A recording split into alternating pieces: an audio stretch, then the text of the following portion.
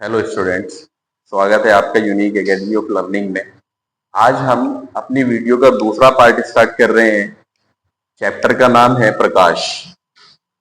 Chapter का नाम है प्रकाश, परावर्तन तथा अपवर्तन। इससे पिछली वीडियो में हम लोगों ने सीखा कि प्रकाश क्या होता है और प्रदीप्त वस्तुएं और अप्रदीप्त वस्तुएं। आज हम बहुत ही इंपॉर्टेंट टॉपिक पढ़ने जा रहे हैं जिसका नाम है प्रकाश का परावर्तन। इंपॉर्टेंट टॉपिक है एग्जाम के हिसाब से। इसको एक डायग्राम से समझेंगे हम लोग। एक हमने लिया चिकना सरफेस, चिकना पृष्ठ हमने ले लिया। इस पे कोई प्रकाश से की एक किरण डाली गई, प्रकाश की एक किरण डाली गई, तो वो इससे टकरा करके वापस उसी माध्यम में लौट गई, वापस उसी माध्यम में लौट गई। तो इसी को प्रकाश का परावर्तन कहा गया।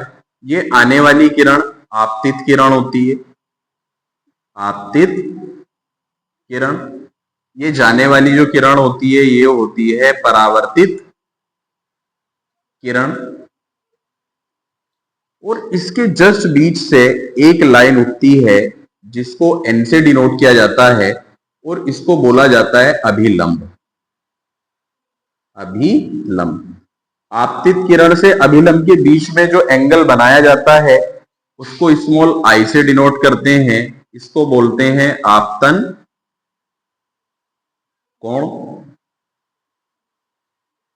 और परावर्तित किरण और अभिलंब के बीच में जो एंगल बनता है उसको स्मॉल आर से डिनोट किया जाता है, उसको बोलते हैं परावर्तन कोण। ये हमारा चिकना पृष्ठ है, चिकना तल। ये हमारा है आपतन बिंदु।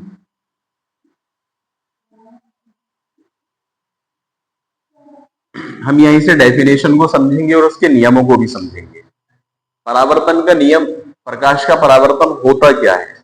देखिए, जब कोई प्रकाश की किरण किसी चिकने तल से टकराकर वापस उसी माध्यम में लौट जाती है तो इस घटना को प्रकाश का परावर्तन कहा जाता है। तो यहां तक तो प्रकाश का परावर्तन हो गया।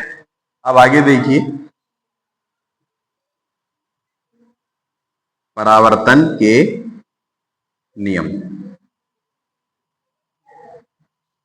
इसके दो नियम होते हैं, इसके दो नियम होते हैं। वो भी हम इन्हीं से समझेंगे, इसी डायग्राम से समझेंगे, जिसमें कि पहला नियम क्या है? आपतित किरण तथा परावर्तित किरण दोनों एक ही तल में होते हैं, दोनों एक ही तल में होते हैं। आपतित किरण तथा परावर्तित किरण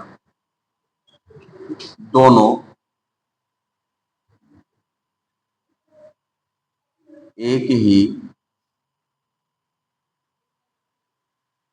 तल में होते हैं। सेकंड इसका नियम जो है वो है कि आपतन कोण तथा परावर्तन कोण सदैव बराबर होते हैं। आपतन कोण तथा परावर्तन कोण सदैव बराबर होते हैं।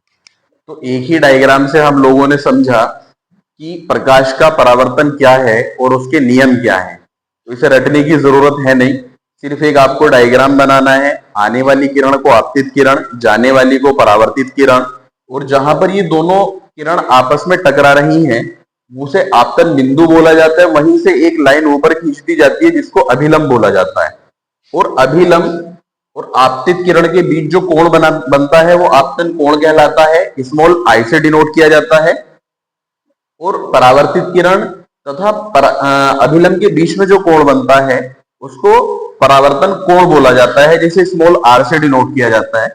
हम यहाँ small I is equals to small R angle ये भी लिख सकते हैं। आज की वीडियो में बस इतना ही। अब अगला पार्ट देखेंगे इसकी नेक्स्ट वीडियो में।